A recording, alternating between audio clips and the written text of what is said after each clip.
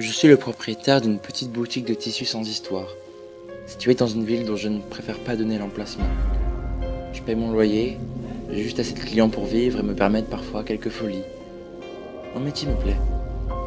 Mais il y a quelques mois, il s'est passé quelque chose. Quelque chose dont je dois à tout prix faire part, à n'importe qui, par n'importe quel moyen. C'était un samedi. Je m'en souviens parce que j'allais justement fermer ma boutique afin de profiter de la soirée. N'attendant plus de clients cette heure tardive, quand ils sont entrés, un homme, grand, mince, qui semblait terriblement stressé, et un enfant qui suivait. L'enfant, surtout, m'a frappé. Il était silencieux, terriblement silencieux. Il avait un crayon rouge et un paquet de feuilles de papier dans la main, tellement menu mais un visage si sérieux et inexpressif que j'étais incapable de lui donner un âge. Je dirais de 8 à 12 ans. Il ne gesticulait pas, ne parlait pas, ne faisait rien comme les garçons turbulents de son âge. J'adore les enfants. J'aurais même adoré en avoir, mais pour rien au monde je n'aurais voulu adopter celui-ci. Il semblait trop étrange, inhabituel. L'homme s'est avancé vers moi et m'a tendu la main. Quand je l'ai serré, j'ai remarqué qu'il était incroyablement crispé et ça m'a mise mal à l'aise. Il était présenté, je le nommerai J ici, et m'a demandé si je pouvais lui fournir un tissu. Pour détendre l'atmosphère, j'ai plaisanté sur le fait qu'il se trouvait justement dans une boutique de tissus et de textiles artisanal. Et ça ne l'a même pas fait sourire. Il s'est contenté de me demander si je pouvais lui montrer mes échantillons, ce que j'ai accepté. J s'est baladé partout, touchait tous les tissus et semblait faire tout pour retarder l'heure de l'achat. Moi, je regardais l'horloge avec une certaine impatience. J'avais hâte de fermer. Pendant ce temps, l'enfant le suivait et il ne manifestait aucun intérêt pour rien. Il se contentait toujours de fixer le dos de l'homme, ce que je présumais être son père. D'une manière très dérangeante, il ne me regardait pas. Un peu pressé, j'ai demandé à l'homme ce qu'il pouvait et ce qu'il souhaitait acheter. Il a sursauté, comme s'il avait oublié ma présence, avant de bégayer une réponse inaudible. Puis J se remit à flâner dans mes échantillons. J'avais à ce moment-là compris que quelque chose n'allait pas. Vu le malaise de l'homme, je commençais à croire qu'il était un pédophile, ayant enlevé un enfant. Mais le garçon n'essayant pas d'attirer mon attention et l'homme ne semblait pas pressé de partir. J'en ai déduit que ce n'était pas ça.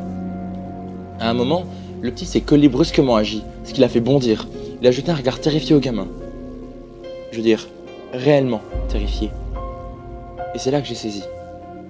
C'était l'adulte qui craignait l'enfant, pas l'inverse. Vous n'avez pas d'autre chose en boutique ? M'a demandé J d'une voix éteinte. Je lui ai indiqué que j'avais d'autres tissus à l'arrière dans la réserve et qu'il pouvait aller voir s'il le souhaitait.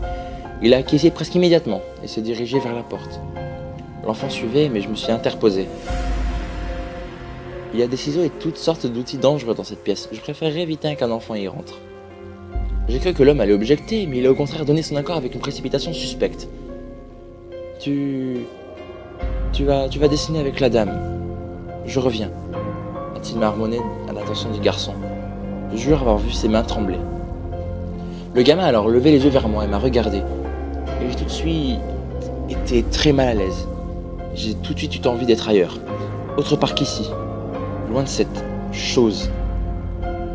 Puis l'enfant s'est installé par terre et a commencé à dessiner, pendant que je me traitais de tous les noms pour avoir pu penser quelque chose d'aussi horrible. J est entré dans la réserve et j'ai hésité entre le suivre et rester.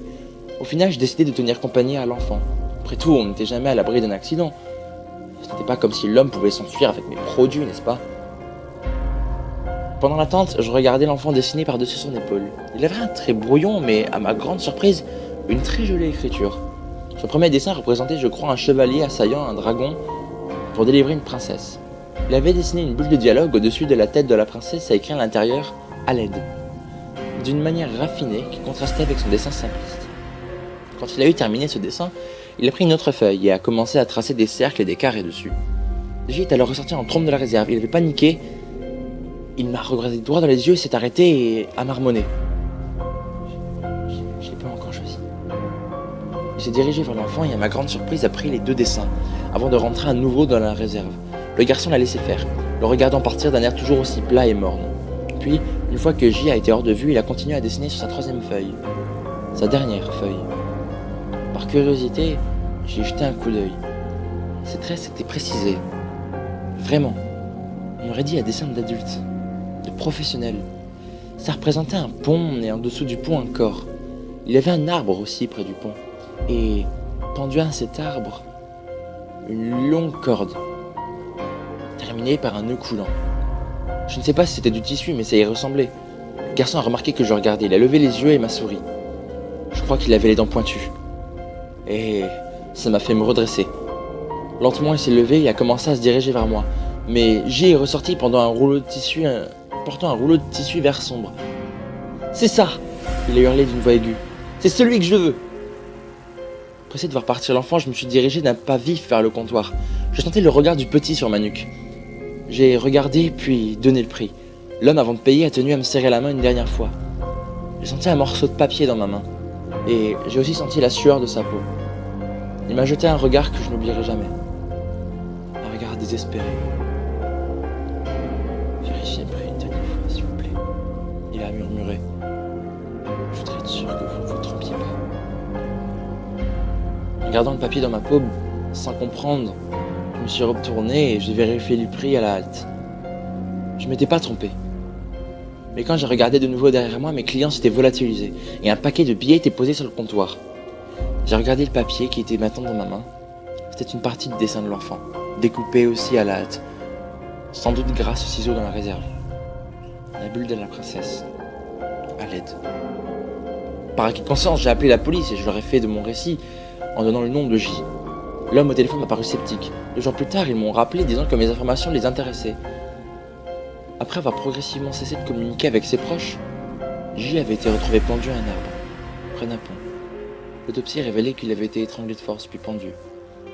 Le dernier à l'avoir vu affirmait tous qu'il était en compagnie d'un enfant, mais était incapable, tout comme moi, de donner une description exacte.